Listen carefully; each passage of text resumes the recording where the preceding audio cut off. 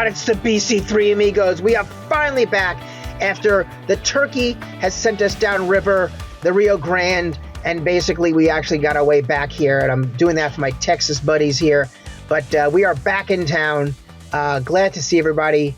Hope everybody had a wonderful Thanksgiving with friends and family, and we are ready to start learning again with the Business Central. And Rob, Kim, and I sat down and said, what should we teach everybody this week? And we came up with 3 great topics because we're heading into December, as you know, and it's time for us to think about year end and maybe what do we do and all the other things we're talking about that we have to realize as we get working in Business Central.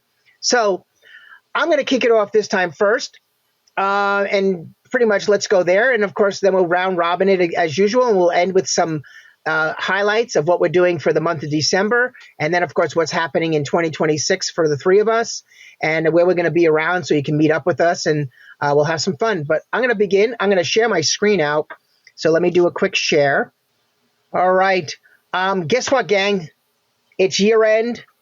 It is. Kim and Rob just yelled at me profusely that I forgot to count my inventory. They have no idea if it's even right or wrong. Rob said all of it's gone. It's been pilfered. Kim just said I left it in the closet and I got to go find it. So how do I take this physical inventory? And for the next, give or take, 7 to 10 minutes, I want to show you how you do a nice, quick physical inventory in Business Central. So here we go. So first thing we're going to do is we're going to go to an item card. And again, on an item card, and you'll have to bear with the speed of the gerbils today, because the gerbils are moving fast. They ate too much turkey. Hey, they're cold. And they're cold. They're freezing up here in New England. It's icy and cold and rainy. It's gloomy. But on an item card, one of the things you should really set up, and if you've never done it before, I recommend it highly. And if you want us to help you, certainly we can. But let me teach you a little bit first. So on the very bottom of an item card is a section called Warehouse. And in there is a physical inventory counting period. What does that mean in plain English? Is how would I like to cycle count or physically count my inventory? A lot of people call it the ABCD method, whereby I can actually classify my items as to, one that's hot, fast movers, it's normal every now and then, and oh my God, they're so slow, they're like snails. So if you classify them, you classify how many times I want to count them per year. So what happens is, for those who like to do cycle counting, you'll end up running a physical inventory order by, of course, the ABCD method. For those who just like to count things twice a year, you can certainly do that. You don't need to set this up, but you can certainly count all your inventory twice a year, maybe June, and let's call it December. So for our little demonstration today, I'm going to basically go through the day in the life of counting my inventory. Let's call it once a year. So in the search box, please type PHY space INV space ORD, physical inventory orders. What is this? This is the new hot way of counting inventory inside of Business Central. I love it. I'm so excited when it first came out. It's so simple. What you do is you go in and basically you can create a physical inventory on any way you want to do it. I want to count my blue location. I want to count a bin. I only want to count my A and B items in my main location. Here's a new one. Let's go into this one. Let's open it up. And here, I've actually counted all my inventory all at once. So if you don't like this, you can start over, which is basically what we're going to do. And let's go in and count my main location. So first you click New. You'll take the next number in the number series. I always like to call this whatever I'm doing. So let's just call this we're going to call this Rob and Kim's Warehouse. Hey, is this better than the physical inventory journal? Uh-huh. Oh, yes. It's much more cleaner. It's much easier to think about it.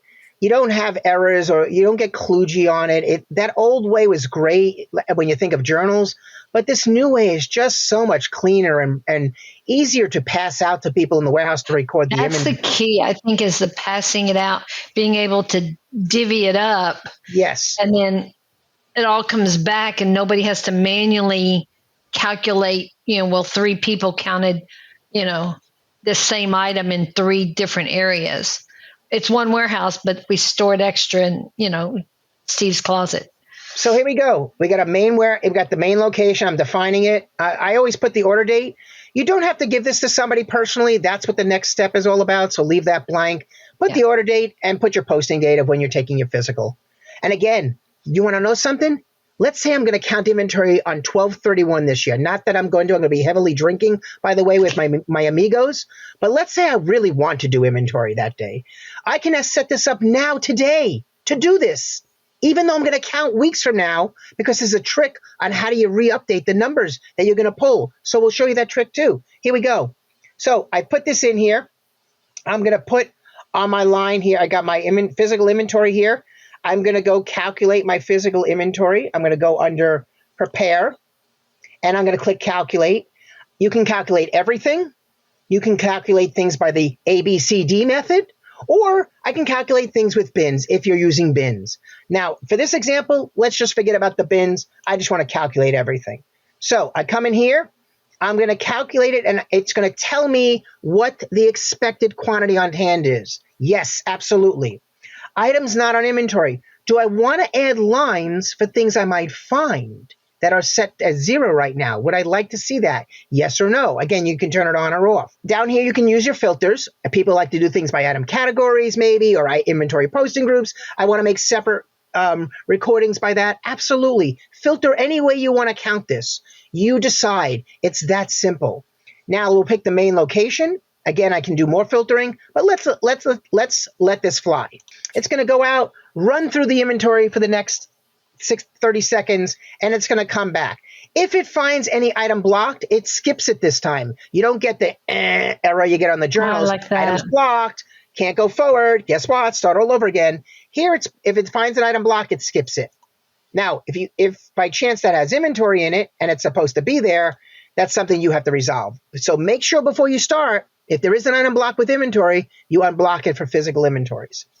Or you verify that the count is 0. Yes, very true. So look, I got my item, my location, my unit of measure, how many I expect, and I'm ready to go. Notice this checkbox, use item tracking. It's telling me it expects a serial lot now. It's not going to secretly hide it from oh my God, where's the journal? It doesn't tell me anything. So look how simple. It's actually warning me that it expects serial numbers and or lot numbers. Step 2, we go under order. Sorry, we go back to home and we make a recording. What is a recording? And it's not me or you singing. Trust me on that. I'll go into the recording real fast. What this recording does, you can go out, you can filter on the location. Of course, I'm going to pick Maine. I could filter down even further from this list if I want to have separate recordings by aisles. Maybe I do it by inventory posting groups, raw and finished. Again, I'm not going to put a filter here because I want to finish up our little demo and pass my baton to my amigo. So let's go and make a recording. It made a quick recording. Let's go see the recording. Related order recordings. It opens up a recording list. Let's say Steve has a recording, Kim has a recording today, Rob's got a recording. We're all splitting the warehouse up to find our inventory. Each one of us has a recording. Now, what's cool about a recording? Number 1, I can print it and hand it out to somebody. Number 2, I can export it to Excel as an Excel spreadsheet and add the counts on there and re-import it back to my recording. How's that? Number 3, yes, handhelds are involved here. You can use them on the handhelds as well. So that's pretty cool. So here, it's blind. The user can't see what's due. All it can do is count. I can come in here and manually count. Like I can do this, 1, 1, 1, 1, and it can keep going down, filling in and making my recording. When I'm all said and done and I fill everything in correctly, I can finish my recording. Certainly, I can have imported it from Excel, but when I do finish it, it comes in here and says, I finish, and you can say yes. It warns you that you forgot to finish all the other lines, if you forgot your item tracking serial and line numbers, and things like that. What it will do is, and I'm going to do this just for our conversation, I'm actually going to go in here and select a couple of lines real fast. Let's go in. I'm going to remove this, and I'm going to leave this one and this one. I'm going to delete all the lines just because I don't want to sit here for an hour going through 27 lines. I've finished this recording. I will say finished, and it's done. It's been classified as finished. I will go back to my main screen. You'll notice the inventory has been recorded in here. Again, I have other ones to finish. But this is where, Steve, if I was counting some of the same items, but they were maybe stored in an overflow area, and I finished my recording, it would add mine to yours. Yes. For that same item. I Correct. think that's great. If it's not bin related, where I'm just saying my warehouse is my warehouse, absolutely, it will roll it up. The coolest part about physical inventories is one thing: you can only have one line of an item in totality, except if you're using bins, then it's broken down by bins. Except if you're using serial, then it's one line per serial number. So it is that intelligent. You cannot basically screw up, as one would say. Cool thing is, when I'm done, I click finished. When I do click finish, it will tell me the positive and negative adjustment based on my physical inventory. And then, of course, I click the infamous post button. You can print this out if you need to reorder anything. You can reopen a recording and recount it, even though you realize, oh my God, I'm supposed to have 200 and I found one. Get back on that, reopen that recording and go find that inventory, okay? It's totally auditable, totally controllable. And then when you're all done, you'll finish it and post it just like you do a real physical inventory journal. It'll post it through, and guess what? Now we're ready for 12/31/2026. So that's a cool little short snippet. Look for this little snippet on the BC3 Amigos LinkedIn site, as well as hopefully some of the articles we're putting out on it. But for now, I'm going to say I'm done. I'm going to pass my baton because I said I would only do this for under 10 minutes, and I want to keep track of it, and it is under 10 minutes. And I'm going to pass this to Kim because I know she wants to talk about a great topic we've been talking about lately. Thank you. I can't believe you talked for just over 10 minutes. That's amazing. I mean, this is a first for me, guys. It is totally a first for you. And I'm not drinking any. Recorded. I know, I'm not even drinking cervezas or vodkas or rumza, you know. Well, I am going to try to share my screen now. So guess what I'm going to talk about? It's end of year, but you need to get ready for 1099s. I'm going to talk about the setup of 1099s and how to do them. I'm going to talk about what you need to be doing right now. Okay. And I've broken this down into about 6 steps. First one is you kind of got to know what version of Business Central you're on. Okay. So if you're on 26.5 and you want to get your 1099s out of Business Central, you're probably going to need a little bit of help. We do have some articles out there. I think Steve's got one. I've got one on my blog site, and we can always help. If you're on 27.0 minimum, the system did a lot of things that you have to do manually if you're in 26.5. So that's really helpful. 27.1 is out now, and 27.2 is really what you want to see and get updated, hopefully in your databases early in January. And the reason is because our old vendor 1099 information report, we're supposed to have something at least that gets us close to that. I know everybody asks for that for Christmas. So anyway, you do need to know that version. It's also going to work the same, but some is a little easier and better than others. So to start with, you need this record here, this IRS reporting. I do not set it up manually. You really want that assisted setup, or you want the system to have created this. I tried doing it manually once. You can do it, but it's not pretty, okay? So you really want the system to do this for you. What this gives you is just the different forms, the miscellaneous, NEC, interest, dividend, that kind of thing, and the form boxes.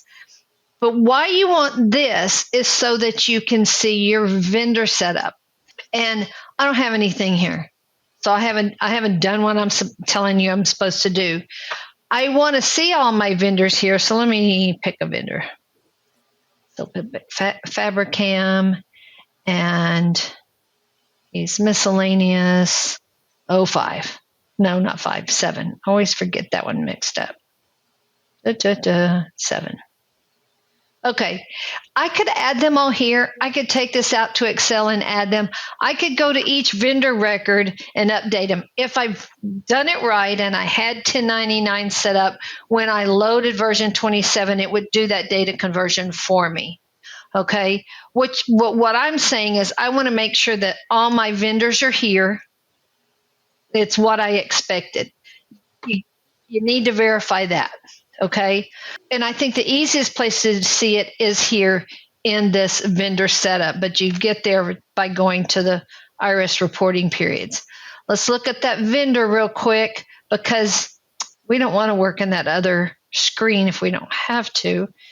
And you can see what I loaded there shows up here. I could have loaded it here and it would show up there. So they're interchangeable.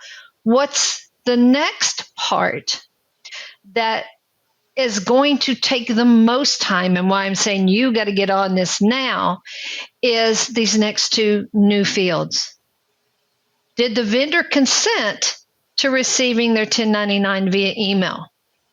Well, I don't know. Do you know? You got to ask them, right? According to what I understand, it is up to you to verify your vendors will take it via email. So prepare a little email with a document and say, please check, that you will be okay receiving these by email, and please give me the email to send it to. Kim, That's the next field. Kim, earlier this year, I had a presentation on segments, and they could use the segment to create a segment out there with the attachment and just send that on out. Oh my goodness. How perfect, right? We're not using our contacts and our CRM enough, but there is a perfect example of why you should be. Fantastic, Rob. You should have an article on that. Hey, adding it on to yours. If you don't, write one. But once you get that document back, right, whether it's an email or whatever, then you can attach it to your vendor card and you have proof, right? So you need that that certification. And you don't have to email. You can print them. I do want to say they're not going to print on the old pink forms anymore. It's just not required by the IRS. It's just going to go on plain paper, which it dawned on me the other day. That's what my bank sends me, right? It's just a plain piece of paper. And sometimes those 1099 services will just send, it's on a blank piece of paper. There's no formatting to it. So that's what we're all moving towards. So you can still print them. You don't have to have an email for everybody, but it's sure nice because it's, a bulk email that you can send out. All right. But that's going to take time to get it out, to get it back, probably more than getting it to them. So I want to do that as soon as I can to give everybody time. Give them a date. If I don't hear from you by January 10th, it'll go in the mail, right? The next thing you can do, though, while all that's processing, is get set up for IRIS. Not IRS, but IRIS, IRIS, with IRS. I don't know why they had to make that a tongue twister, but anyway. And those steps are provided. They're so easy. I'm going to leave the vendor up, and we're going to do IRS. Everything now kind of starts with IRS for 1099s, but here's our form setup screen. And you'll notice up here at the top, set up IRIS user ID. Now, this one already has it because it's Cronus and it's test, but yours will be blank if you haven't started it yet. So you're going to go here and look, it tells you what you need to do right here. Gives you step by step what you need to do. You could copy this and put it over on another screen or print it out, and you literally go down through this. You need to do it with Business Central up because you're going to copy something off this screen, put that on the IRS site. IRS is going to do something and give you a user ID, and you're going to put that back into Business Central. So it's kind of back and forth a little bit, but the steps are easy. And when you get done, it does look like this. Okay. Not hard to do. You could wait till later to do it, but I'm of the opinion if you've got time now, do it, right? be ready, because when it comes time to do that in January, there's just seems like there's so much going on. The other thing you could do, since you're into the setup mode of 1099s, is, and I'm going to do this again. So IRS, everything now is going to be really under this IRS reporting periods. You might want to shortcut it, set up a bookmark on it. You're going to be in and out of it a lot right now. You can, once you get your vendors in there, so maybe you don't do it now, but I'd recommend doing it as soon as you feel like your vendors are set. Go ahead and copy your setup. Start a new year, start 2026, and copy your setup from 2025.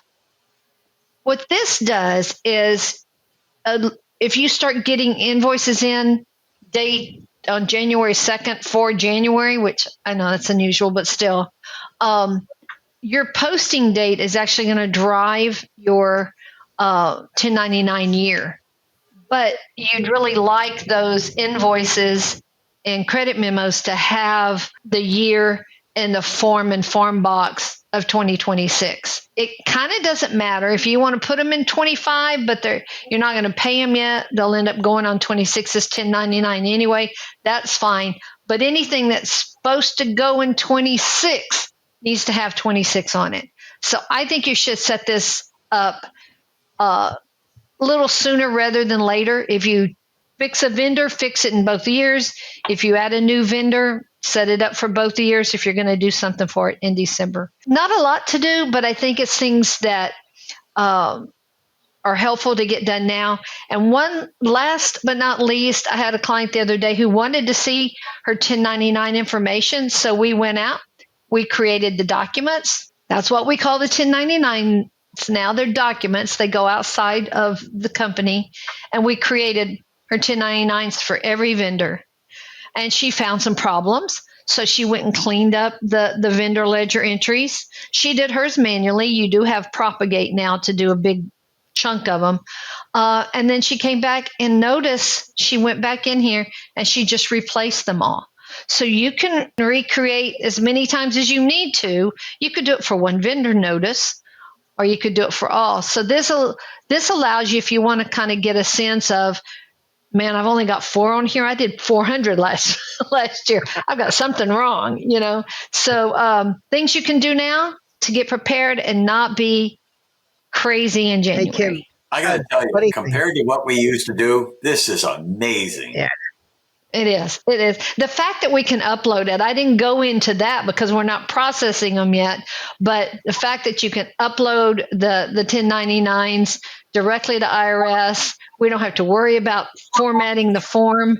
I think it seems odd when you first get started, but then after you play with it some, you're like, okay, this is pretty cool. Hey, Kim, one thing to mention to everybody is the fact that, the IRS setup, the IRS themselves is going to decommission the fire system over the next, I believe, 12 to 24 months. So the old upload manual methodology, which is still is going to go away. So you are officially forced by regulation to do iris. So even the printing, there will be no print. Like you can't. It'll be like gone. Like no printing is allowed, and also no, I believe no fire system is allowed. But the fire is going to go away in the BC system. The word fire will be, the second the announcement comes out, Microsoft will then remove the word fire from BC itself, and then of course we'll only be left with the iris transmissions. Good to know. It is good to know that we have a year, maybe two, yes, to make that transition. But we've got time. I do have somebody who said, I'm not ready to do it this year, but I want to go ahead and get prepared for next year. And they're going through their vendors now. They're going to do what they've been doing for 2025, but they plan to hit the ground running for 2026 and want it all set up now. And I think that's a great thing to do. I just say it's better if you don't get into March and then decide to go back and start. You can do it and just have a few more steps. Keep it simple. One more reason for people on-prem to convert to the cloud. Yeah, this is not, none of Oh, everything yeah. here is on the prem at all. It is not, will be not allowed to be on prem. So anybody listening to this, any BC on prem, or anybody who's, even the nav folks, please, you're not getting this new feature unless you go to the cloud. So, be aware of it. So, There's Kim, this was great. there's a lot of So, features that being on prem you don't get. yep. For sure, that's something we have to keep reminding those people that are still on prem is like, man, you're missing out on some good things, and this is Yep. one of them. So, Well, we let Kim talk more than Steve, so I'm going to want to put that in the book. did I? I'm sorry. So Rob's laughing hysterically because he's watching the clock and he says, "Is it my time now?" I mean, I got 2 minutes. Rob's allowed to talk for 2.5 minutes now, but let's pass it to Rob and I'm let so Rob sorry. share his screen. And I think this is going to be a hot topic for year end as well. So, Rob, it's all yours. All righty. All right. So here's the story. And by the way, we need to do more to get people to understand what we talk about. So I also will be presenting this or writing something up for Microsoft Dynamics World. So here's the thing. People call me all the time about depreciation. And again, it's year end, so people are worried about how depreciation reconciles at the end of the year. I'm going to show you what people question about Business Central, and Microsoft has been pretty consistent on how depreciation works. So let's go run the book value 01 report, and I'm going to run it as of the end of July. So this is my favorite Bible for fixed assets. Mine too. So we're going to preview it, and you see that I've got 4 trucks out here that have been in use for a couple of months. All of these trucks are 5-year use, and they've been depreciated for 2 months, 800 the first month, and then 800 in the current month. So we're going to go out and we're going to add value to one of these trucks. And this is where people get really hung up on how depreciation works. So I've got a purchase invoice out here. We'll close this one more time. And What are you going to do? Put big mud tires on it? no, we're going to put headache rack and lights. Oh, okay. All right. And this is standard the way people see it. You can, by the way, you can either purchase it to a GL account and then later on do the fixed asset GL journal to reclassify it. But either way, we're going to go ahead and we're going to acquire this. And we in the middle of the month, we took it out there. It took a couple of days to get this in, and we get the invoice back on August 15th. Remember, we've depreciated it through July 31st. So we're just going to go ahead and we're going to post this invoice. And when we post, we're going to go take a look. I'm not going to look at the invoice right now. We know what that looks like. And I'm going to go back and I'm going to run book value 01 as of the end of July now, or at the end of August, before depreciation. And if I can type correctly, and you'll see that one of our assets has now 50,000 as opposed to the balance in those other assets. Now, the way Microsoft has calculated depreciation, it's based on number of days remaining in the asset's life. So let's go ahead and calculate depreciation now for the month of August. So I'm going to close this. We're going to calculate depreciation. I've got already set up for August, and we're going to say here, whoops, didn't change the dates.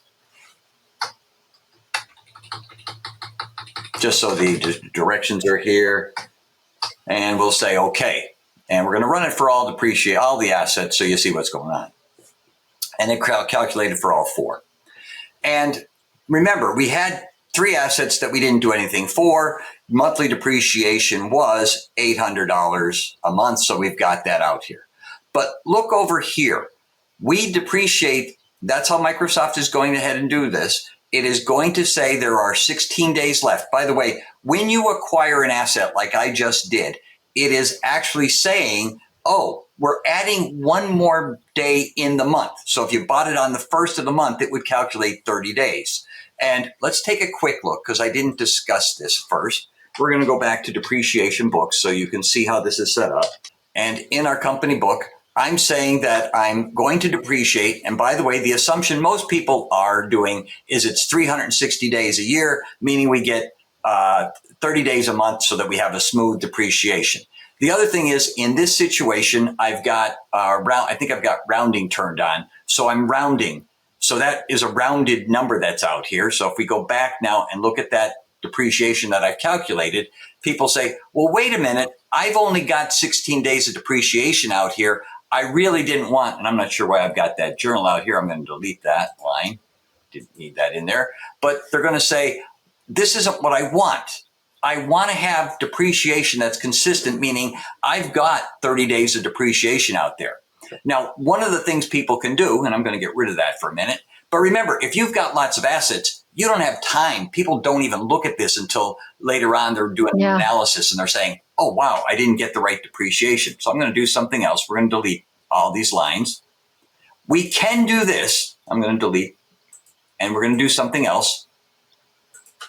And we're going to calculate depreciation, but only for that one asset, because all the other ones came out correctly. And I can come in here and I can say force number of days, and I can say I want 30 for that asset. And I only want it for that one asset. And we'll say, okay. And now I've got a number out here, but I'm not really sure where I'm getting that number, the 869. So I can go ahead and calculate what that number is, but I have a better way to do this. And now I'm going to switch, and you got to tell me if I'm still, are y'all still seeing, now you should see BC3 Amigos assets, yes or no? Not yet. No. Okay, I may have to stop sharing and, share this tab instead. Now are you seeing it? No. Yes. All right. So now here's a different way to do that. So let's go back and look at that purchase invoice again. And this time, I'm going to show you different options for each of those situations. I'm going to come out here, and these are hidden by design. I'm not sure why they don't want you to know this. So I'm going to personalize, and I'm going to add 2 new fields. And we're going to go depreciate. Come on. I'm going to add, first of all, depreciate until, actually, I'm going to start with the acquisition cost. I'll put that check mark on, show that. And I'm going to say depreciate until FA posting date, and we'll show that. And let's talk about what those do now. So in the first case, this was our first situation, asset number 1. We said that we were just going to do standard. In this case, we're saying that we're going to depreciate the acquisition until the posting date. So I need to do a catch up of depreciation. In this case, I'm saying I'm depreciating my acquisition cost, my $3,600. Let's go back a minute. This one here is I'm depreciating the original acquisition cost so that I get $400 of depreciation because that's the first half of the month. Down here, I'm saying I want to depreciate the first half of the month for this asset and partial depreciation for this fixed asset for the new acquisition costs. So let's go ahead now. Before I do anything else, I'm going to show you what the test report is going to do. And we'll talk about that real quick. And I'm not going to look at the GL entries. I'm going to look at the fixed asset ledger entries. So remember, standard functionality said, I don't have any depreciation. I'm going to depreciate it when I actually run depreciation at the end of the month. But let's look at these other situations. So if I go to these other situations, starting with this asset right here, the one that we did standard, there's no additional entry out here, just the acquisition cost. But acquisition 2, we are saying we are depreciating the original acquisition cost through depreciation day. And remember, that was $800 a month. So for the first 15 days, it's $400. Now, in the for asset number 3, I said, let's depreciate the acquisition, the new acquisition, and we've got to depreciate it through the last time we did depreciation, which was 2 months. So 2 months of that is going to be the 120. And then in our last situation, if we come back up to here for asset number 4, there's my original acquisition cost. There's half of 1 month's depreciation that's out here for the original acquisition. And finally, I have the 120, which was this right here through depreciation day, plus a half a month in the current month of depreciation. So let's go ahead and post this. So it actually posts that depreciation with the invoice. It will do all of that. That's impressive. So it's kind of catching you up to that document date. So let's now go look at book value 01 through August 31st. That's so cool when you think about it in hindsight. When you think I can do catch-up depreciation and then deal with monthly depreciation later on. So notice the first asset was the way I did it in the original situation. And notice these are different depreciations because this I only depreciated the original acquisition cost through the acquisition date. This one here, I only depreciated my new acquisition cost. And this one here, I did both plus a half of the month for this. So let's go run depreciation now. One more time. And again, everybody has different requirements on how they want depreciation, but this certainly avoids the need to go out there and look at how many days of depreciation you've got when you're trying to true up your depreciation. So I'm just going to calculate. I'm not going to post this. And I'm going to do a quick explanation here. So remember what I said before. It is looking at how many days of depreciation I've got left based on the value. And the one thing I will tell you that it does when you're doing standard depreciation, it adds one more day to the year, to the month, just to get it in there. These other ones, notice I already depreciated through the 15th of the month, and I have a 30-day depreciation out here. And these are based on the original the remaining value of those assets, and comes up with how many days of remaining it's going to depreciate for the current month. That's so cool. And guys, I'm going to be posting something out on Microsoft Dynamics World. Hopefully everybody will see this and be able to come back to our viewing and see it live. That's great, Rob. I mean, I think fixed asset is one of those stepchilds that people forget that it's really in Business Central, and that, all those people who've been around using spreadsheets to make fixed asset depreciation, it is so well worth taking the time and effort to implement and kind of go forward. Functions very well, and it's kind of easy once you get the setup in there, and people also don't realize how many things you can do with it. I think the coolest thing is, and I bet you we all three of us realized this as we were learning the software in the early 2000 era. But can you think about this? If I want to keep track of the insurance policy of my asset and the maintenance ability of the asset, it's already in BC. But guess what? Nobody ever knows about it until you learn it. Nope, they just use their spreadsheets. Oh my God, guys, This was a great quick 30 minutes of learning. I know we're going a little further than 30 minutes, but let us recap a little bit about where we're going to be. I think we're going to start. I think we got something coming up, Kim, in what city coming up this month? Down there in South Texas by Rob. And we have a road show in Houston that we're all speaking at. So stop by there. We're going to go through a lot of great subject matter in Business Central for year end and for learning. So stop by there. Rob, where else are we going to be, I think, this month? Well, aren't you coming to Dallas for the road show in January on manufacturing? Yes, I'm coming to Dallas to teach manufacturing road show in Dallas. We also have. And then you're here so much, you should move. I know. Here. It's probably. I know. Considering I'm freezing my you-know-what-skis off right now. Well, and then we have road show. Vibe. Don't we have Vibe down in South Padre in January? South Padre, and then we've got later next week. We have also Fort Lauderdale road show. Fort Lauderdale, which is also talking about some BC finance activities, and Convergence, which is a partner conference that they're having for partners. Actually, it's both partners and users, I believe. So that one's open to anybody down in the Miami area if you're curious about the old Convergence. Well, it's full though, right? It is totally full. So I don't think there's any, not unless you want to show up. If you're close to Miami, I guess you could probably show up and maybe wiggle your way in if you could. I mean, I don't know.